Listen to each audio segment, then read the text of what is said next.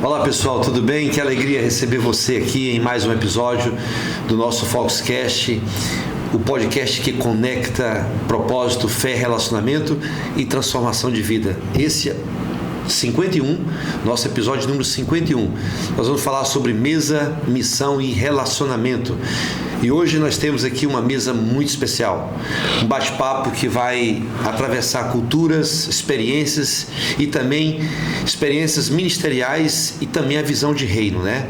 Mas antes de começarmos, eu quero agradecer a Deus e também aos nossos patrocinadores, parceiros e amigos que acreditam nesse projeto e formam sim uma opinião maravilhosa e que estende essa confiança para nós. Isso torna possível levar conteúdo relevante, edificante e transformador até milhares de pessoas por esse rincão brasileiro e pelo mundo afora. Então, muito obrigado pelo apoio, pela confiança e por caminhar conosco. E hoje recebemos aqui em Araguaína, na Igreja Ágape, para nós foi um presente de Deus, o pastor Helry Oliveira, gestor de relacionamento da Rede Inspire, ligada à Igreja da Cidade. Você vai saber o que é essa Rede Inspire, você vai conhecer também, para quem não conhece, a Igreja da Cidade, na cidade de São José dos Campos, onde o pastor Carlito Paz tem ali, caminha, faz um trabalho maravilhoso em todo o mundo com essa equipe maravilhosa. O pastor Helry tem uma trajetória extremamente inspiradora. Ontem até me emocionei ouvindo ele. Ele morou 23 anos na Europa, né? Sendo desses 23 anos, 16 anos na Alemanha, implantando uma igreja do nada, do zero, enfrentando desafios culturais, espirituais e até mesmo linguísticos, né? Imagine, começar um trabalho espiritual, uma igreja, uma obra em outro país, sem falar alemão, né? E hoje nós vamos ouvir mensagens, princípios, aprendizados e aquilo que Deus faz ao longo dessa jornada, através da vida dele. Pastor Helry, seja muito bem-vindo ao nosso Foxcast. É uma honra recebê-lo aqui em Araguaína, no nosso estúdio. Tudo bem? Foi fácil chegar aqui? Maravilha, posso estar com vocês. Muito feliz por esse privilégio de estar aqui, conhecendo essa cidade, que muito linda. Estão de parabéns aqui. Obrigado. Araguaína, cidade diferenciada. É minha primeira vez aqui no Tocantins também. E estou muito feliz de estar com vocês, participar desse podcast, dessa mesa tão preciosa. Eu sempre falo que Araguaína, no dia que Araguaína está em crise, o mundo já está em crise. Uau. Araguaína, eu sempre digo que aqui é uma terra que emana leite e mel, né? Eu louvo a Deus pelos gestores, as pessoas os empresários, cada um de nós que fazemos essa cidade acontecer. E realmente, Araguaína, aqui nós temos algo marcante, né? As pessoas chegam aqui e gostam daqui, né? E você é um homem muito viajado, Europa, América, né? E você conhece muitos lugares lindos. Para tirar esse elogio de você, da cidade que a gente mora, realmente, eu vou levar isso ao prefeito da cidade, viu? Pode ter certeza disso. Pode fazer isso, realmente é uma cidade diferenciada. Eu não tinha nenhuma expectativa, que eu, muito pouco tempo atrás, dias atrás, que eu soube que ia passar por aqui, que existe Araguaína, nunca tinha ouvido falar na vida. Então eu não tinha nenhuma expectativa de nada, porque eu não conhecia. E quando já entrei na cidade, ontem, né, eu falei para os amigos, uau, é uma cidade diferenciada, gostei. Então estão de parabéns mesmo, muito organizado, muito agradável estar aqui. Obrigado, pastorzão. Pastor, quem era Helry antes da Alemanha, né? Antes da Europa, né?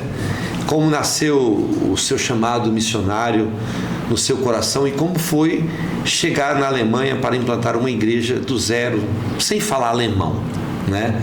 Começa contando por aí, para a gente conhecer melhor o senhor. Perfeito. Eu tenho 51 anos, estou prestes a fazer 52 em agosto. Sou casado com a Andréia, minha esposa, há 33 anos. Temos 3 filhos, uma filha casada, que está na Alemanha há 30 anos. Temos uma netinha, a Luna, que é uma princesinha que Deus nos deu de presente. Estou na Alemanha, pastoreando lá. Tenho o Felipe, de 29, casado também, mora em Orlando, Estados Unidos. E o mais novo, Guilherme, 24, que nasceu em Portugal, cresceu na Alemanha, ficou um ano no Brasil e mora em Orlando também. E essa é a nossa família. Eu sou paranaense, de Londrina, Paraná. Nasci em Londrina, cresci em Campo Grande, Mato Grosso do Sul. Uma família simples, né, querida, de 4 irmãos, eu sou o mais velho. Brasileiro legítimo. Isso, só o nome que engana, né? Harry, mas aí o sobrenome entrega, Ribeiro de Oliveira. Então Harry é nome mesmo, de nome batismo. Mesmo, isso, é nome de batismo. Seu pai assistiu muito Harry Potter? Não, o Harry Potter é recente, né? Na verdade me ajudou aqui, facilitou o caminho para mim, mas não sei, algum filme que ele assistia, que ele era fã do ator lá, e achou interessante o nome, que é bem atípico até hoje, mas é meu nome. E todos os lugares que eu chego, às vezes hotel, algum lugar que tem que dar o nome, eu falo Harry, as pessoas olham e começam a ir achando que eu estou brincando, né? Aí eu falo, não, sou eu mesmo, é meu nome. E desde que me conheço por gente, sempre tive o desejo, um chamado missionário, cresci com isso desde os 7 anos. Sempre tive algo comigo que eu gostaria de fazer missões, abençoar pessoas, ajudar pessoas, pregar o evangelho, né, levar a palavra de esperança. Então eu cresci com isso. Claro que com o tempo passando foi se tornando mais forte esse desejo, e para aqueles que são cristãos e acreditam que Deus ele transmite algo profético, né? Eu já tinha falado com os meus pais algumas vezes que aquele filho que eles estavam criando não era um filho que ia ficar para eles, era um filho que um dia Deus ia levar para longe. E me casei e tinha 2 filhos. Quando saímos do Brasil em 2000, em novembro de 2000, aí fomos para Portugal para pastorear uma igreja portuguesa no interior de Portugal. Para quem é português ou conhece Portugal, no Alentejo, que é a região, na cidade de Ponte de Sor. Fui pastorear uma igreja portuguesa e fiquei lá 7 anos e meio. Uau. Pastoreando essa igreja. Uau.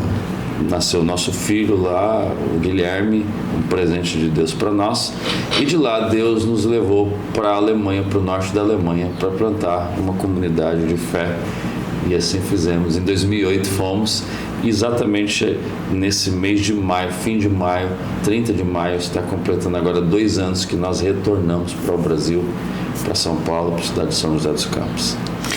Mas assim, explica para nós o que te levou primeiro a Portugal, né, e depois a Alemanha. Propósito, convicção de propósito, Deus apontando para você ir, a sua motivação, qual foi? Realmente esse desejo de fazer missões, poder levar a mensagem do Evangelho. Eu cresci com isso, e quando eu me casei muito jovem, eu tinha 18 anos, minha esposa tinha 16. Quando nos casamos, eu procurei o pastor, na altura que era o meu pastor, e falei, olha, eu estou me colocando à disposição de vocês, eu não sei, eu tenho um chamado missionário, eu quero me colocar à disposição. Nossa, né? Que lindo, hein? Então cresci com isso. Claro, foi um período de amadurecimento, de crescimento, de aprender, fazer as coisas, né? Servir. Então foi realmente o propósito que me levou ao campo missionário, para Portugal, Europa. Pastor, desde 85 que eu me converti, em 93 eu senti um desejo ardente de ir para Portugal. Missão Antioquia, na época que eu passei a conhecer, e eu desejei, eu acredito que um dia ainda vou conhecer Portugal, mas Deus direcionou outros caminhos por aqui mesmo. Eu admiro muito a sua ousadia e quem toma essa decisão, né, de fazer missões, principalmente na Europa, né? E assim, quais foram os seus desafios espirituais maiores, emocionais e até mesmo culturais nesses 23 anos de Europa, por exemplo, especificamente uns 16 anos de Alemanha, né? Pastoreando na Alemanha. Qual foi o maior milagre que marcou a sua caminhada lá? A questão de desafios, quando nós chegamos em Portugal, apesar de se falar português, só para ter uma ideia, a SIC, que era uma sucursal da Globo, quando eu cheguei em 2000, fazia só 10 anos que existia em Portugal. Até então era a rádio oficial do governo, então era tudo muito novo também, entende?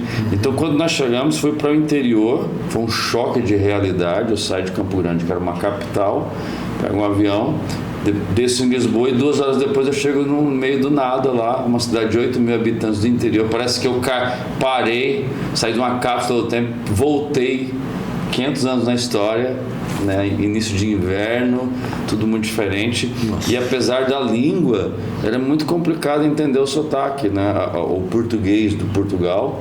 E a gente ligava a televisão e ficava tentando fazer leitura labial. O que o repórter, a gente não entendia nada que as pessoas estavam falando. Então assim, foi um choque de realidade, interior, uma região muito agrícola, pessoas queridas demais. Só que foi tudo uma adaptação. Mas o ser humano, ele tem essa capacidade de se adaptar no meio. A igreja já existia lá? Já existia uma igreja portuguesa. Estava sem pastor? Eu fui substituir um outro pastor. Então, pessoas muito queridas, muito amáveis do interior, entendeu? E ali fomos adaptando, fomos construindo algo e pronto, se tornou a nossa casa, a nossa família. Na altura, a saudade eram outros tempos, estamos falando de 2000 para frente, né? Tanto é que nós só voltamos ao Brasil em 2005, foram 5 anos lá. Era o tempo que ainda a questão de internet, celular era muito precário. A gente comprava um cartão, eu lembro como hoje, 5 euros um cartão, ia no orelhão, raspava o número do cartão, tinha 30 minutos, 40 minutos para fazer uma chamada com o Brasil. Né? Tempo do MSN ainda, só os mais antigos que vai sorrir nessa hora. Tempo do Orkut, falecido Orkut, já vai há algum tempo.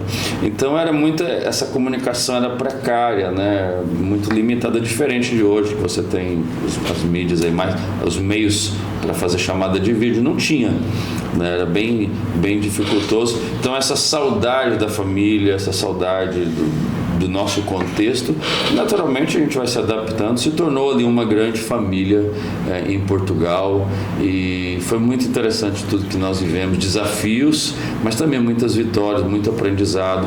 Um presente de Deus para nós foi o nosso filho, que nasceu lá, né, ganha a nacionalidade portuguesa. Então 2 coisas ali que ficou, 3 coisas: a experiência, um filho e um passaporte português.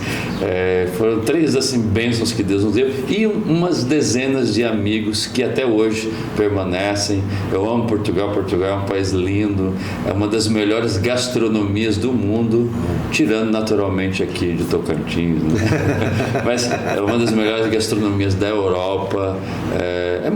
Tem muita coisa boa, né? Portugal, apesar de ser muito pequenino, como diz o português. Belém, a cidade de Belém do Pará, a gastronomia de lá parece muito com a gastronomia portuguesa. Então, nós herdamos, né, muita coisa aí. Então, Portugal é um país lindo, um país pequeno, mas gigante. E pelo jeito você gosta de desafio, porque depois de 7 anos lá, estava tudo ok, adaptado, tranquilo. Novo desafio, Alemanha. 7 anos e meio. 7 anos e meio. Com 6 anos de Portugal, Deus falou ao meu coração: seu tempo aqui está terminando e você não vai voltar para o Brasil. Foi claro isso, você vai atravessar uma fronteira. Eu pensei, na altura, eu tinha uma irmã que morava em Madrid, na altura eu pensei, deve ser Madrid, Itália, algo latino, né?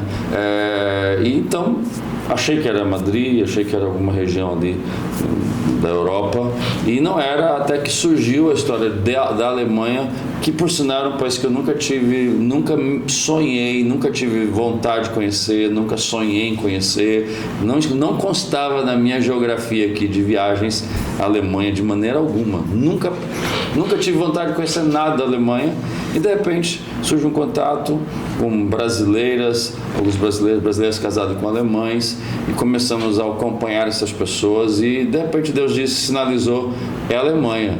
Então nós fechamos o ciclo Portugal, né? Entreguei a igreja para os portugueses, e com 3 filhos, uma filha de 14, outro com 12 e o pequeno de 7, fomos para a Alemanha com a cara, a fé, a coragem e uma promessa de Deus, que disse: vai, eu vou cuidar de você, já preparei tudo. Então não deu tempo de aprender a língua, como nunca tinha tido interesse. Então nós chegamos na Alemanha analfabetos, sem ler, sem falar e sem escrever. Eu não sabia falar sim e não em alemão, ja, nein. Então foi um desafio gigantesco, diferente de Portugal, porque o tempo de Portugal nos ajudou já a conhecer a forma do europeu ser. Na Alemanha foi o desafio da língua. E é muito desagradável, né? Você não lê, não escreve e não fala. A língua dos sinais funciona muito, e naturalmente a gente coleciona muitas histórias engraçadas por não falar a língua.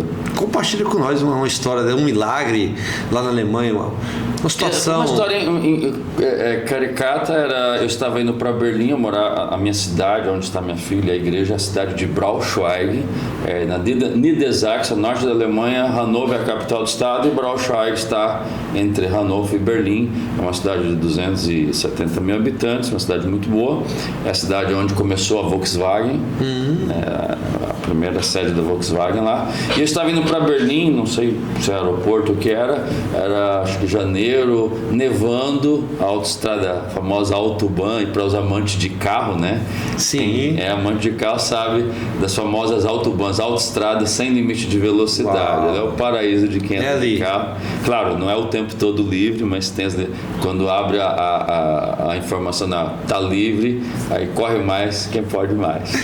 E eu estava indo tranquilo, parei, era acho que umas 6 ou 7 da manhã, numa segunda-feira, eu lembro como hoje, numa paragem da autoestrada, no McDonald's, não que eu sou fã de McDonald's, não estou ganhando nada para fazer propaganda, certo, mas para tomar um chocolate quente, queria uma bebida quente, e eu já vinha meia hora ensaiando como pedir o chocolate quente.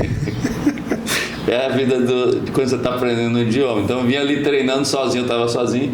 Como é que se fala em alemão, pedir um chocolate quente? Foi logo no início que a gente chegou lá. Então desci do carro, estava nevando, estava frio demais. Entrei, cumprimentei, pedi um chocolate quente e voltei para o carro com um sorvete de chocolate na mão, com muita raiva e bravo comigo mesmo, que eu não podia nem reclamar para trocar o sorvete. Pediu errado. Eu pedi errado. Porque eu queria um Heiß chocolate, um quente chocolate quente. E não sei porque o rapaz entendeu falando ice chocolate, um sorvete de chocolate. E eu fiquei muito bravo porque eu não sabia reclamar, né? Eu fiquei indignado olhando pro sorvete, sentado no carro, 6 horas da manhã, se queria algo quente, nevando, e eu pensando, como é que esse atendente é tão burro? Quem é que vai tomar um sorvete na segunda-feira, 6 horas da manhã, com gelo desse? Quer dizer, foi uma situação engraçada. Acho que todo imigrante que está fora do Brasil, seja qual for a língua, ele vai ter muita história engraçada. E essa foi uma, né? Já entrei na padaria com vontade de comer um croissant de chocolate, sair com outra coisa, aí você fica sem jeito, você não sabe nem reclamar, né? Então, são os desafios da língua, do idioma, né? E esse acho que foi um dos maiores desafios na Alemanha. Então eu durante 10 anos ministrava em português com uma pessoa traduzindo. Durante 10 anos? 10 anos, primeiros 10 anos. E depois de 10 anos aprendi o idioma, aí transicionamos a cultura da igreja, e depois de 10 anos lá, aí o português foi para os fones e a celebração do culto, o culto todo passou em alemão e até hoje. Então você fala fluentemente alemão hoje? É um estrangeiro falando alemão, né? Ou seja, tem um sotaque, e acho que por mais que você fale, mas sempre vai ficar o sotaque. Naturalmente os filhos não têm sotaque. Depois eu quero que você passe uma mensagem em alemão, mas traduz, por favor. Mas um dos desafios da Alemanha foi naturalmente o idioma. Acho que no início, os primeiros meses, é um choque também, mesmo você estando vindo de outro lugar da Europa, que era Portugal, as regras. O alemão ele é muito pautado em regras, tem regra para tudo.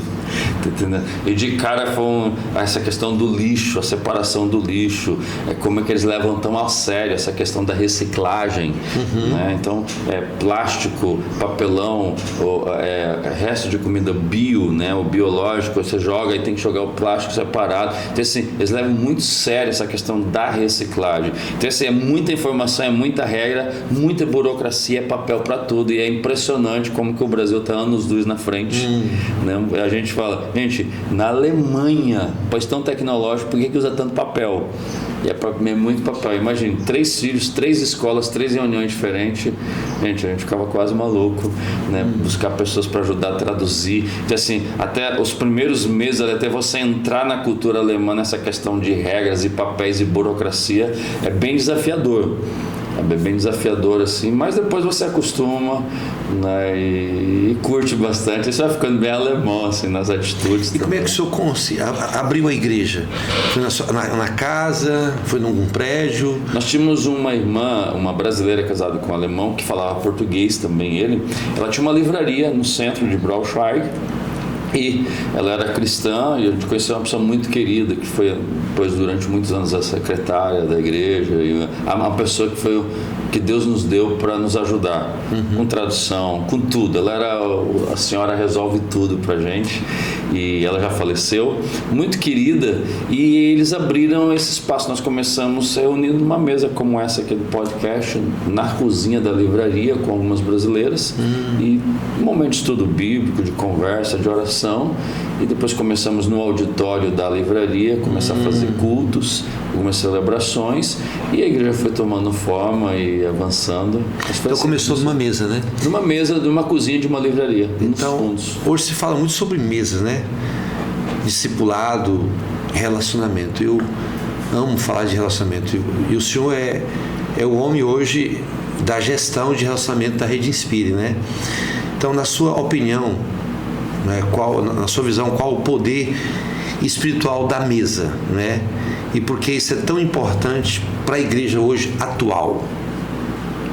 Perfeito. Apóstolo, eu, você e todos os ouvintes, todo mundo que vai ouvir esse podcast, a nossa vida é o resumo de 3 coisas, basicamente. Dos livros que nós lemos. Fica a pergunta, que livro você está lendo? E o brasileiro lê muito pouco livro. A nossa vida é um resumo dos livros que nós lemos, das viagens que nós fazemos e das mesas que nós escolhemos sentar. Essas 3 coisas vai definir a sua vida. Então, não existe em relacionamentos campo neutro. Não existe neutro. Ou você está influenciando, ou você está sendo influenciado. E nessa altura da vida, nós aqui, que já somos avós, vamos assim dizer, já passamos dos 50 mais, nós não temos mais tempo a perder. Ninguém tem tempo a perder. Mas nós muito menos. Eu costumo dizer que eu tenho mais tempo de passado do que de futuro, humanamente, o plano aqui humano, terrestre. Eu já passei da curva, já está numa descida, e é uma descida que é muito rápida, muito veloz. Então eu tenho comigo que é uma corrida contra o tempo. Então eu não tenho tempo para gastar com coisas que não faz sentido. Não, eu tenho que ser, eu gosto de ser muito intencional. Não vai ser, deixa a coisa andar, deixa sentar para ver a banda passar. A gente não tem mais tempo para isso. E o mundo, ele roda muito rápido. Demais. Né? Então, nós precisamos ser muito intencionais nos livros que lemos, nas viagens que fazemos e nas mesas que nós sentamos. Isso vai determinar a nossa vida. Então, se eu estou em um lugar que posso ser uma influência, então pessoas que estão abaixo dessa linha vai ser influenciada por mim.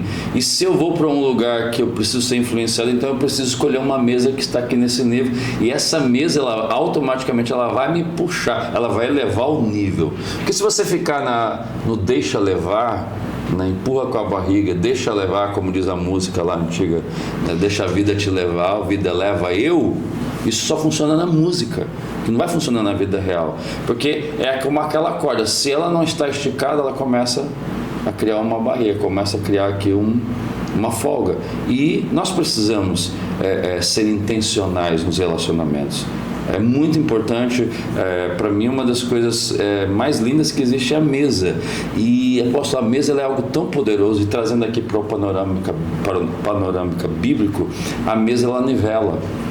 Pegando o exemplo bíblico do rei Davi, na mesa sentava o rei Davi e sentava Mefibosete, que era aleijado das pernas, e a mesa encobria as diferenças. Estava o rei e estava Mefibosete, para quem lê a Bíblia, que era aleijado das pernas, que se julgava alguém que não era merecedor de sentar à mesa do rei, e o rei o convida a sentar à mesa, e na mesa as imperfeições desapareciam.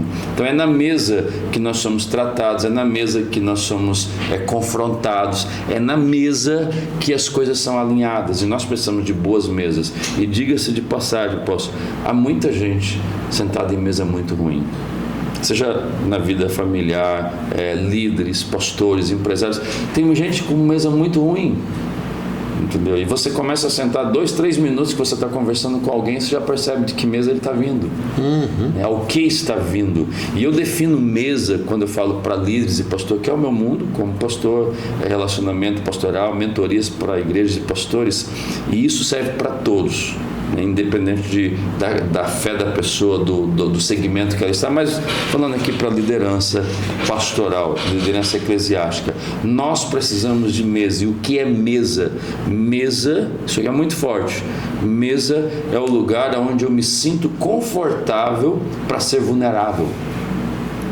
Vou repetir, mesa é o lugar que eu me sinto confortável para ser vulnerável.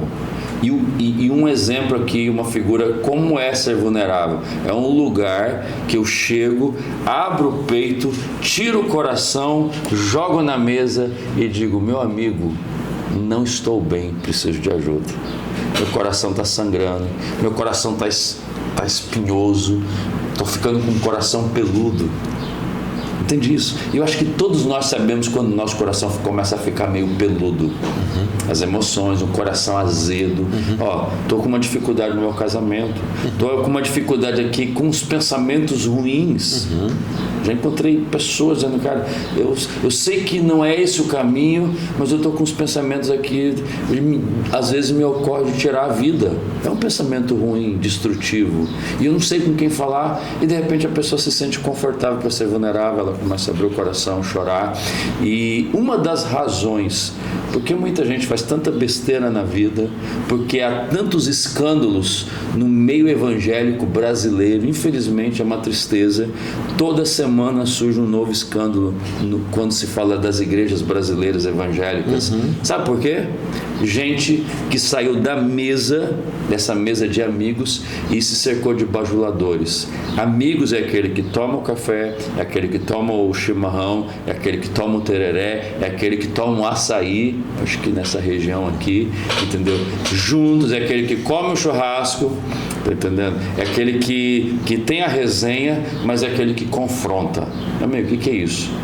Está errado, não está certo, o que está acontecendo? Isso é amigo. Agora, bajulador, apóstolo, ele não confronta, ele está na mesa por conveniência, então ele nunca vai confrontar, ele sempre tem alguma coisa que ele está interessado em sugar da pessoa. Então, líderes que se cercam de bajuladores, ele está a um passo da queda. Por isso nós precisamos de escolher mesas saudáveis, mesas de amigos, e eu tenho amigos na minha vida, e os meus amigos, eles já ouviram isso da minha boca aqui, eu digo: meu amigo, você me conhece a minha história, você sabe como eu penso, o que eu falo, o que eu acho, você conhece a minha família, você conhece tudo. Se algum dia você vê eu falando, postando algo numa mídia social, ministrando, ou tendo uma atitude que você olhar e falar: parece que está esquisito, não parece, é porque tá. Você tem a obrigação de me telefonar, marcar um café comigo, me confrontar, porque você é meu amigo, eu espero isso de você. Esse amigo. E muita gente se cerca de bajulador. E mesa de amigos é essa mesa onde eu me sinto confortável para ser vulnerável. E isso é raro, é muito raro hoje em dia. O que eu mais ouço, apóstolo, de pastores e líderes, sabe qual é a frase? Eu me sinto sozinho, mesmo estando cercado de pessoas. Ou pessoas que dizem: o que eu estou lhe falando aqui, eu me senti vontade de falar com você, eu não posso falar entre os meus pares. Eu não posso abrir o meu coração como eu estou abrindo com você, porque vai dar ruim se eu abrir numa mesa. Então, trazendo para a questão espiritual, religiosa, igreja, Bíblia, nós tiramos a mesa, essa mesa relacional, e institucionalizamos a mesa. Nós precisamos da mesa institucional. Uma igreja, ela precisa de um CNPJ, ela precisa de contabilidade, ela precisa de prestar conta. Essa é a mesa institucional, a mesa da OC, da ordem de culto, quem vai fazer o quê, quem lidera um departamento, mídia, nós precisamos dessa mesa institucional, porém não podemos abrir mão dessa mesa relacional. O problema é que a gente saiu da mesa relacional e fomos só para a mesa institucional. E isso passa também, talvez quem vai assistir, são pessoas que não são cristãs, frequentam uma igreja, passa pela mesa na empresa. Eu não posso só tocar na mesa institucional, mas eu preciso de relação, porque por trás da instituição tem pessoas.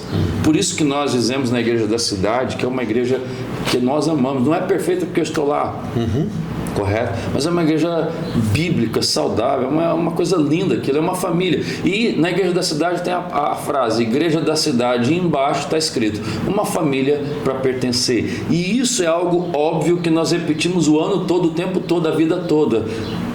Ninguém frequenta a igreja.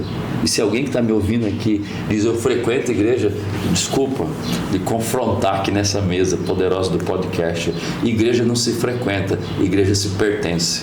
Sim. Porque frequentador, apóstolo, nós temos isso hoje no Brasil, esse público de frequentador / consumidor de igreja.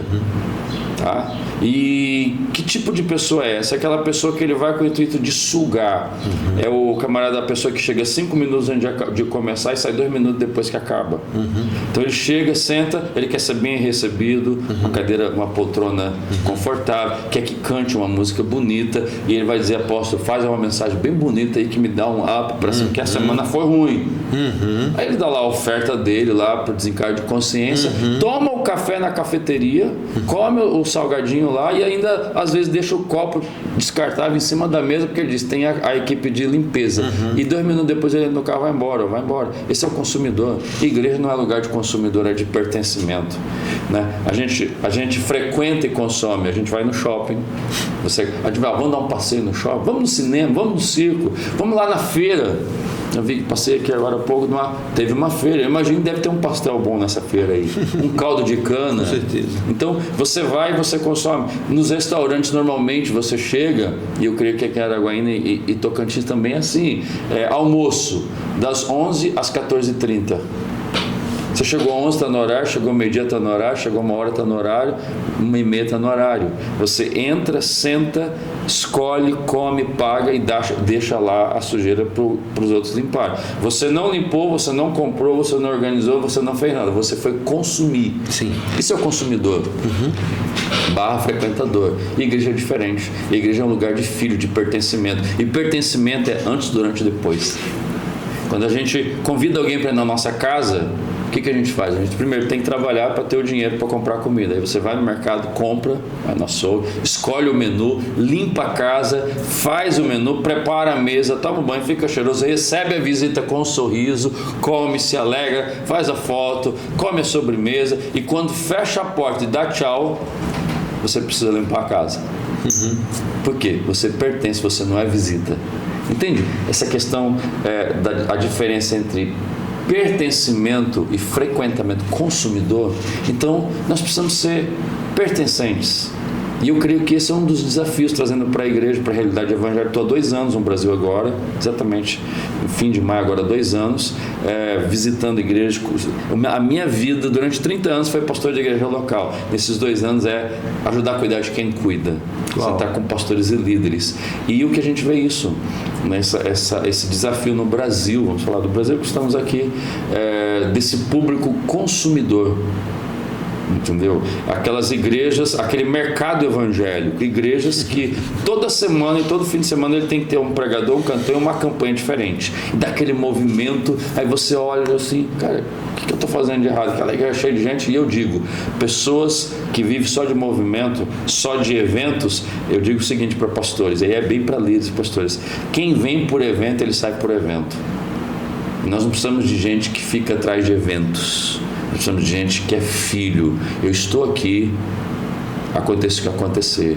E fica uma dica para pastores e líderes que estão me ouvindo, e também para empresários, para todo mundo, que é um princípio de vida. Se você tem alguém na sua equipe que vive dizendo para você, estou contigo e não abre, pode sinalizar que esse é o primeiro sintoma de quem vai te deixar na mão em breve. Uau. Porque quem é filho, ele não fica dizendo, pai, eu estou aqui, filho é filho, aconteça o que acontecer, corra bem ou corra mal, ele é filho. Entende isso? Então, se você tem alguém na sua igreja, na sua liderança, na sua empresa, no seu negócio, que fica dizendo, chefe, amigo, tô contigo e não abre, fica tranquilo, é uma contagem regressiva, essa pessoa não vai ficar com você até o final, porque quem é filho, quem é pertencente, ele não fica dizendo, estou contigo e não abre, ele está aí pronto. É forte isso, né? Nossa, Jesus, ele era gentleman demais, era muito nobre, porque o último que saiu da mesa, nesta hora, fez o que fez, né? Judas, né? Mas mesmo assim, Jesus, quando partiu o pão ali na mesa, o primeiro pedaço era para a pessoa mais importante ali da mesa para ele, né? E o primeiro pedaço ele deu para Judas. Interessante, isso me fez pensar o seguinte: Judas, mesmo que eu não represente nada para você, mas você significa muito para mim. Entregou o pedaço, porque Judas estava ajudando a cumprir o propósito. Ele podia muito bem ali preencher, completar seu ministério sem Pedro, sem Tiago, sem João, mas sem Judas não, né? Que Judas foi levantado realmente para cumprir o propósito. E eu vejo claramente o desejo de Deus em buscar relacionamento. Na realidade, as pessoas confundem, elas acham que tem que amar para se relacionar, onde na realidade a gente tem que se relacionar para amar. O Globo está lançando uma novela agora chamada Quem Ama Cuida, né? E eu discordo desse tema, porque eu aprendi isso na prática, né? Eu aprendi na prática quando a minha esposa estava queimada em Brasília, e Deus disse para mim que eu ia conhecer o amor ágape. E aí, quando eu devolvi ela para Deus, naquele momento ali, ela ressuscitou. E Deus falou assim: cuide dela. E a partir do momento que eu comecei a cuidar dela, eu passei a amar mais ainda. Então, para mim, é o contrário: é quem cuida, ama. Então, quem se relaciona, ama, né? Então, por isso que está aí. Que Deus ama demais sobre essa questão, porque a mesa ela gera a intimidade, ela gera a troca. Você está olhando aqui, olho a olho, né? Você está ouvindo no mesmo nível. Isso é maravilhoso. E se tratando de discipulado, o seu desafio, pastor, talvez o seu desafio de voltar para o Brasil para cuidar de pastores, talvez seja muito maior do que aprender a falar alemão. Entendeu? Porque uma língua, você vai lá, é uma receita de um bolo, você aprende aquela receita ali e desenvolve. Agora, regra, né? Agora aqui, você tirar esses costumes, quebrar esses paradigmas, que o Brasil é imenso. Você vai lá em Manaus, tem lugar lá em Manaus que é a base de troca, lá é o escambo. Você vai no Nordeste, é um outro país. Vai no Sul, é outro país. Dimensões continentais, né? Totalmente. Isso que é lindo, né? Isso que é um país tropical maravilhoso. E você foi levantado pela Igreja da Cidade para gerir esse relacionamento. É um desafio gigantesco. Gigantesco. Mas assim, é algo muito lindo e é muito interessante, de 2017 para frente na minha vida, por uma sucessão de acontecimentos, eu fui me fechando com relação ao Brasil. Então, de 2017 a 2020, 2021, eu me fechei a tal ponto que Brasil para mim eu venho ao Brasil visitar minha família, os meus sogros, pais e familiares, entro no avião e vou embora. Então chega um ponto, quando chega setembro de 21, ali na pandemia, naquela confusão. Foi alguma revolta, algum trauma? Foram uma sucessão de acontecimentos, eu costumo dizer para os pastores, os encontros e desencontros da vida pastoral. Claro que no Brasil só tem encontros, mas lá fora às vezes tem desencontros, né? Então, por causa dos encontros e desencontros da caminhada, porque assim, gente é gente. E se você lida com pessoas, você vai ter problemas, vai ter dificuldades, vai ter desafios. Então, por N razões da caminhada, que não vem ao caso, eu fui me fechando ao ponto de eu não quero ter contato com pastores brasileiros, não quero ter contato com igrejas brasileiras. Meu contexto é a Alemanha, a Europa, e eu vou daqui para o céu, da Alemanha para o céu. Chega 15 de setembro de 2021, 3 horas da tarde, estava sentado na sacada do meu apartamento, já indo aí meio de verão para frente, né? Agora está entrando o verão. E estava ali um dia lindo, sentei pensando, fazendo uma retrospectiva naquela tarde, 3 horas da tarde, isso marcou 15 de setembro, 3 horas da tarde, sobre os desencontros da minha vida, 21 anos de Europa. Eu sempre fui uma pessoa muito relacional, eu sempre fui, de todos os meus amigos, o cara que sempre mandou mensagem, todo mundo que me conhece sabe, se alguém disse que é meu amigo, sabe que eu sempre está recebendo uma mensagem minha, seja em que lugar do mundo for. E aí, como é que foi, como está a família? Sempre, isso fui eu, é minha essência, tá? E então sempre tive muitos amigos, muitas mesas, muito network na Europa toda. E naquele dia, 15 de setembro de 21, eu fiz uma reflexão, pensando, fazendo uma retrospectiva, eu cheguei a 3 conclusões. Estou mal de mesa, apesar de ter muitas mesas. Estou mal de network, apesar de ter um network gigantesco. E estou mal de amigos, apesar de ter muitos amigos. E eu fiz uma oração de 30 segundos. Deus, eu estou 21 anos luz do Brasil, não é 21 anos na Europa, 21 anos luz, distante, desconectado. Eu não sei o que o Senhor vai fazer, mas eu quero que o Senhor me dê novos amigos. Eu quero um novo network e eu quero sentar em novas mesas. Eu quero uma mesa grande, poderosa, desafiadora, uma mesa que quando eu chegar nela, eu vou ter que correr atrás para alcançar o nível da mesa. É uma mesa que ninguém... Eu vou chegar lá, eu sou o menor de todos, ninguém vai olhar. Quem é esse? Amém. 30 segundos dessa oração. 3 dias depois, eu estava numa chamada de WhatsApp de vídeo com um homem que eu nunca ouvi falar o nome dele, nunca tinha lido nada dele, não fazia a mínima ideia quem era até então, chamado Carlito Paz. Que é o pastor Carlito Paz, de forma de carinhosa, uns chamam de pai, outros de paizão, que é o que ele que é o pastor da igreja da cidade de São José dos Campos, uma igreja batista. Quando ele chegou lá 28 anos atrás, era a PIB de São José, a primeira batista, transicionou a igreja, então hoje ela é conhecida como igreja da cidade. É uma igreja muito relevante hoje no Brasil, e você que está assistindo aqui provavelmente já ouviu falar do Alto de Páscoa, Passando Fantástico, Ana Maria Braga, Jornal Nacional, que é o maior espetáculo indoor da América Latina, 22 anos que acontece ele, desde 2024 é o patrimônio cultural do estado de São Paulo. É um espetáculo assim tremendo. Esse ano agora na Páscoa tivemos quase 50 mil pessoas participando online, presencial, e mais de 400 mil assistiram online. E a gente quer no próximo ano alcançar a marca de 1 milhão de pessoas participando online. É assim, algo surreal, 2 horas assim, emocionante, não tem como não chorar. E eu vou para essa chamada de vídeo com esse homem que eu nunca ouvi falar, e ali, naquela chamada rápida, ele falou da Rede Inspire, que é um lugar que conecta pastores, igrejas, líderes, treinamentos, inspiração, e aí passamos a se aproximar, Deus foi conectando, e abril de 24 eu transicionei a igreja para minha filha e para o meu genro, que eram pastores auxiliares, vim para o Brasil, e maio agora, esse fim de mês, você vai assistir, já vai ter passado, mas 30 de maio de 26, completam 2 anos que estamos no Brasil, trabalhando ao lado do pastor Carlito Paz, e fazendo isso que eu acho que é lindo, algo muito precioso. O que eu faço, eu diria que é 0,0001% no mundo pastoral, de pastores que fazem isso, que é sentar à mesa com líderes.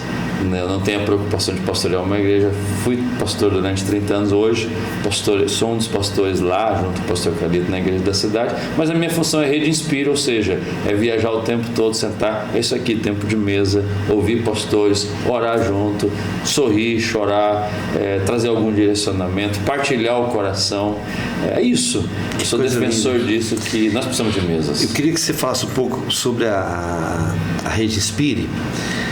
Qual que é a sua visão, a visão da Rede Inspire, como ela tem fortalecido líderes e igrejas. Eu, particularmente, sou testemunho fiel da Rede Inspire, porque a Igreja Ágape, da qual sou pastor, nasceu na minha casa, hoje tem 21 anos, e nós percorremos por um modelo mais arcaico, mais tradicional, vamos dizer assim, departamental, né? E até então é uma igreja família, mas eu tenho percebido que a gente tem ficado para trás em alguns aspectos, né?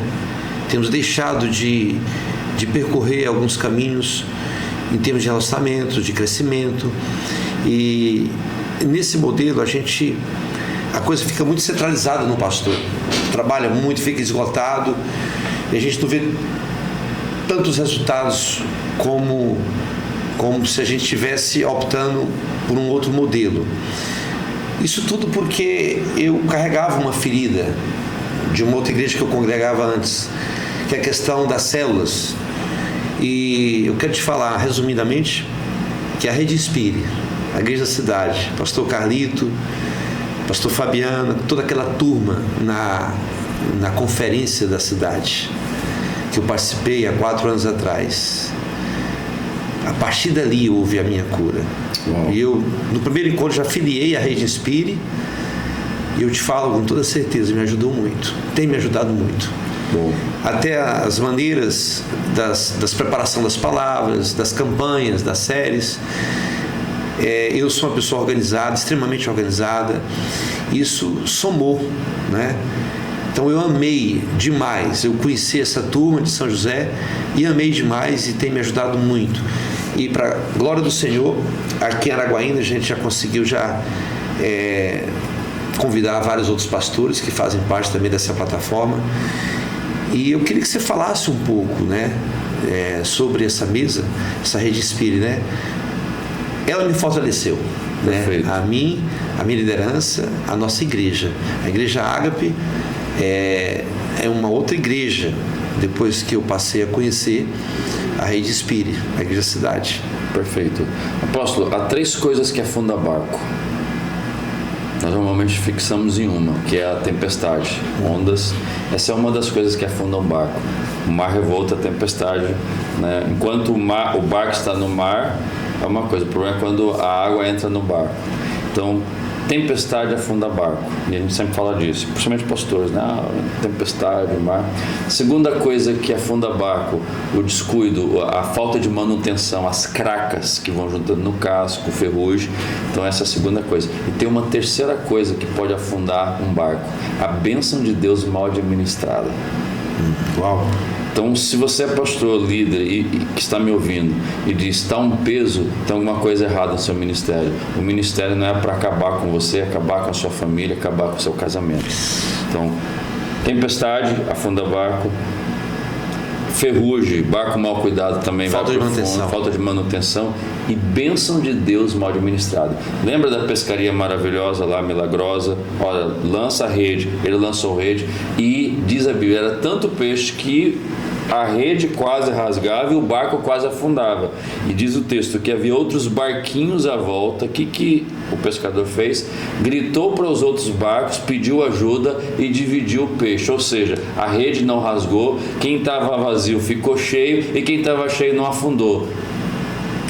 Trazendo isso por quê? Qual o contexto aqui? O pastor Carlito tem uma frase que acho que é uma das mais repetidas em todo lado, que é: ninguém faz nada grande sozinho, vírgula. Se fizer, é porque não é grande. Meu amigo, não tem como. E hoje você vê nas igrejas, empresas, em todos os segmentos que tem uma liderança, líderes centralizadores.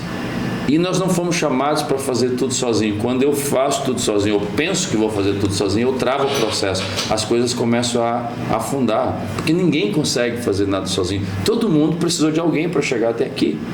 E vai continuar precisando. Então nós precisamos entender, Deus nos chamou para fazer líderes, não para liderar só. E a Rede Inspire é o quê? É esse ambiente de conexão, de mesa, de partilha, onde nós vamos ajudar pastores e líderes. Nós não podemos dar uma visão a ninguém. Por quê? A visão quem dá é Deus. Você vai ter que orar, jejuar, buscar de Deus uma visão. Agora, se você tem uma visão enquanto pastor e você diz, olha, estou com dificuldade, preciso avançar, então a Rede Inspire ela tem ferramentas. Não é uma igreja. A Rede Inspire não é igreja, não é cobertura espiritual, não é nada disso. Nós somos uma mesa relacional de inspiração. Tudo o que a igreja da cidade faz, que está consolidado, está funcionando, está validado, consolidado, nós disponibilizamos para as igrejas da rede. Mensagens, série de mensagens, processos, treinamentos, tudo. A igreja ela contribui com uma taxa mensal que é o preço de uma pizza, de um lanche. É uma coisa irrisória o valor para aquilo que se entrega.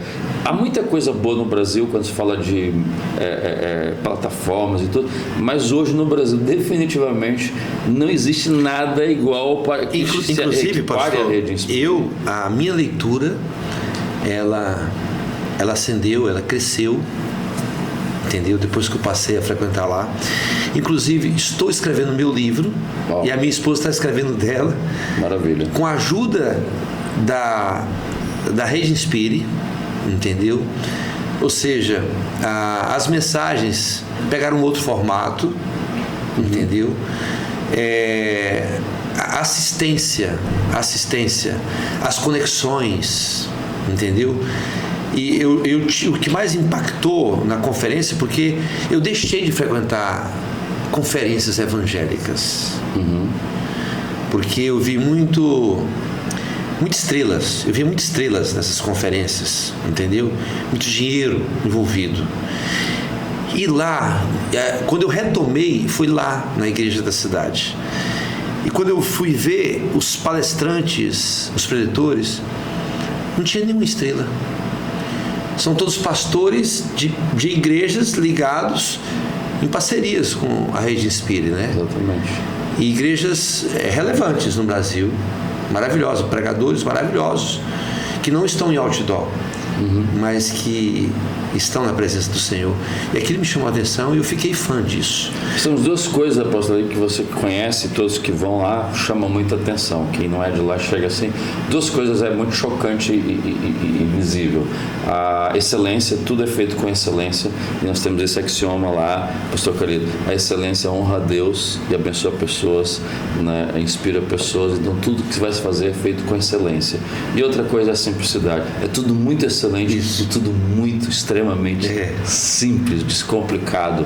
Então nós trazemos esses recursos para a Rede Inspire, mensagens, série de Acho que é por isso que eu conectei bem com vocês lá, porque a gente tem realmente essa essência aqui, a Igreja Ágape, e me ajudou muito. Eu particularmente digo que se tem algum pastor aqui que está precisando de um up no seu ministério, na sua igreja, procure a Rede Inspire, me ligue, eu vou te dar os caminhos, tá? Você não vai se arrepender. Entendeu? É uma assessoria, entendeu? Hoje tem pastores que cobram para fazer assessorias em outras igrejas. Eu acho isso absurdo, entendeu? E eu não vi isso, cara. Eu não vi esse espírito de mamon, entendeu? Na igreja da cidade, por mais que seja uma igreja próspera, mas eu não vi isso no Carlito, eu não vi isso no Fabiano. Fabiano esteve aqui, eu não vi isso, entendeu? Eu não vejo isso em você, tá? Eu vejo o Evangelho. Isso eu vi, por isso que eu sou muito exigente. Eu já vivi muito, já vi muita coisa. E quando a gente vê uma pessoa de Deus, entendeu? Sem frescura, entendeu? Uma pessoa que realmente porta e não faz feio ao Espírito Santo, cara, eu sou fã, entendeu? Eu não meço esforço, tá?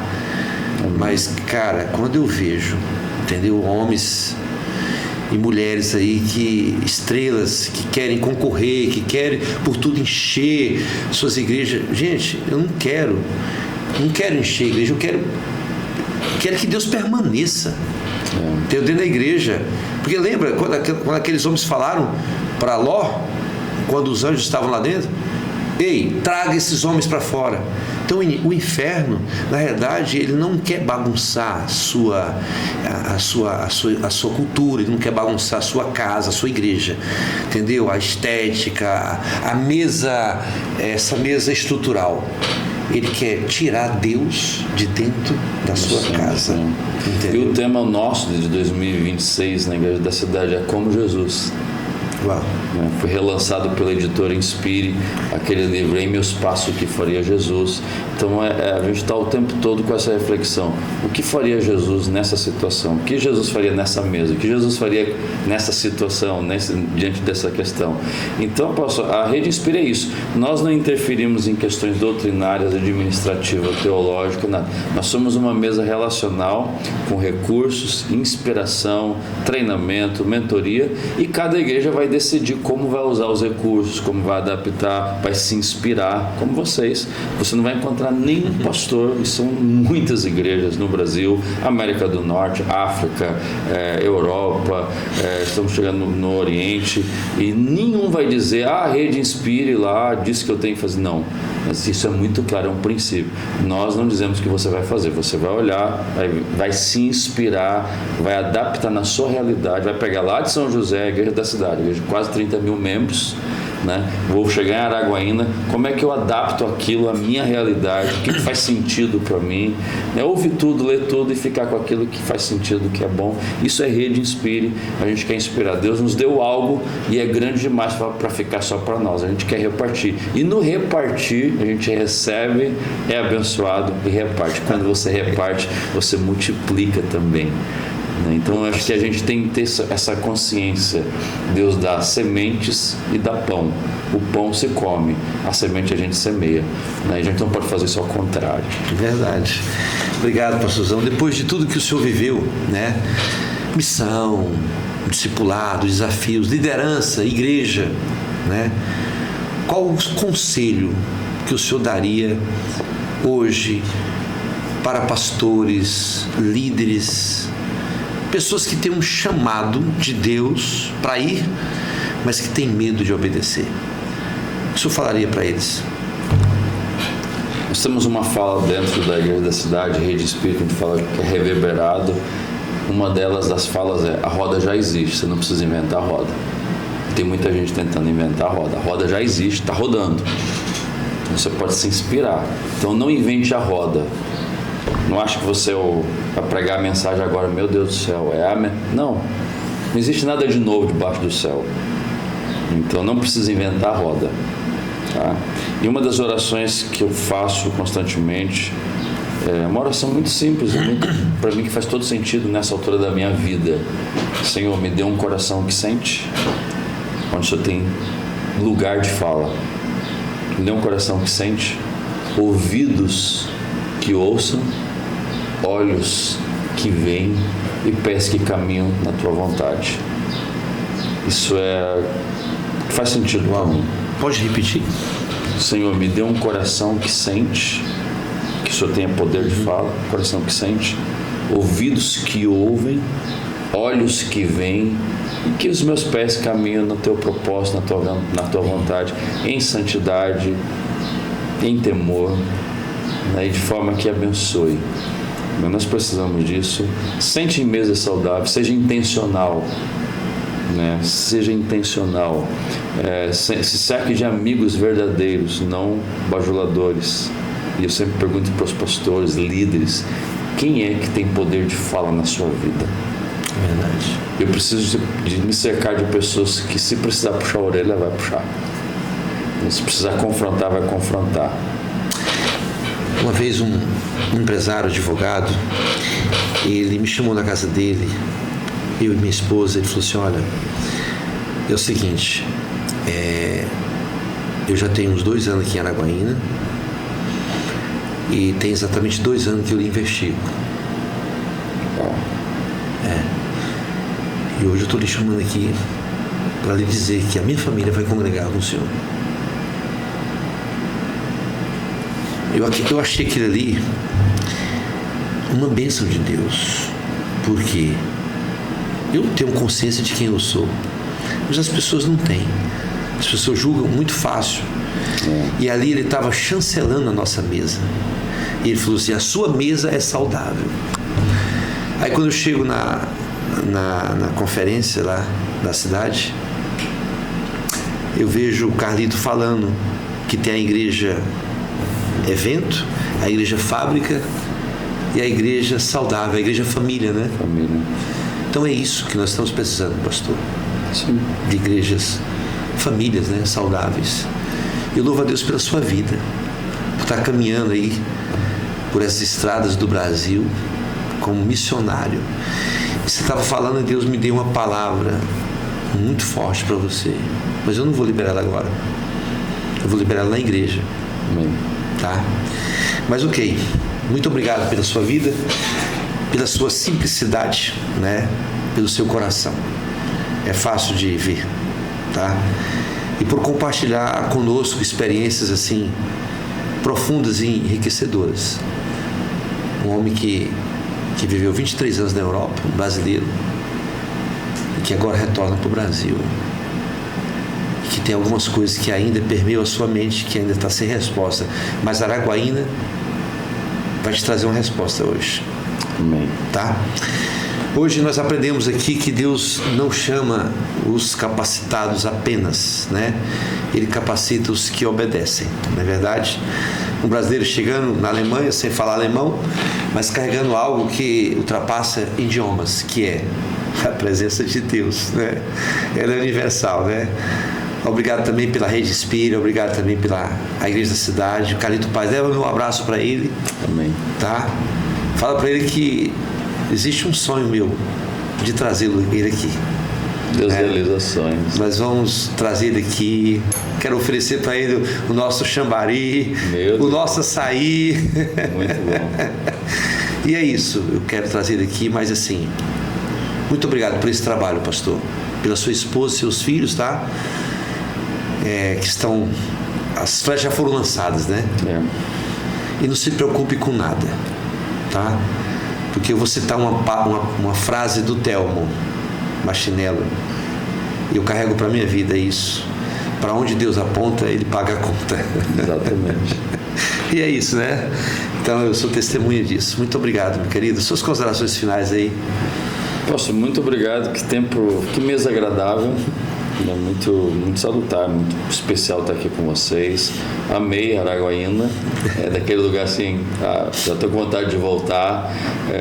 Você também tem uma família linda, almoçamos hoje, a gente caiu de paraquedas no meio da família, é muito querido. E que Deus continue abençoando vocês, abençoando essa cidade, os líderes dessa cidade, as igrejas.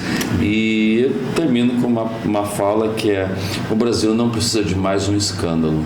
O Brasil precisa de um encontro com Deus, e nós, líderes, igrejas, cristãos, aqui em Araguaína, devemos ao Brasil um encontro com Deus. Amém. Somos a resposta de Deus para a vida de pessoas. Glória a Deus. Estamos no ano político, naturalmente, oremos para que Deus dê direções, que o Brasil seja abençoado, porém a nossa esperança não está em A ou B, isso, nem direita, esquerda, nem centro.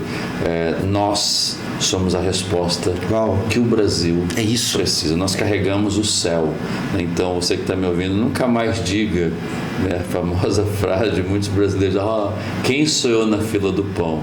Eu costumo dizer: endireita essa coluna, levante a cabeça e pise firme quando entrar na fila do pão, com a consciência: está entrando na fila do pão um representante do céu, um filho de Deus.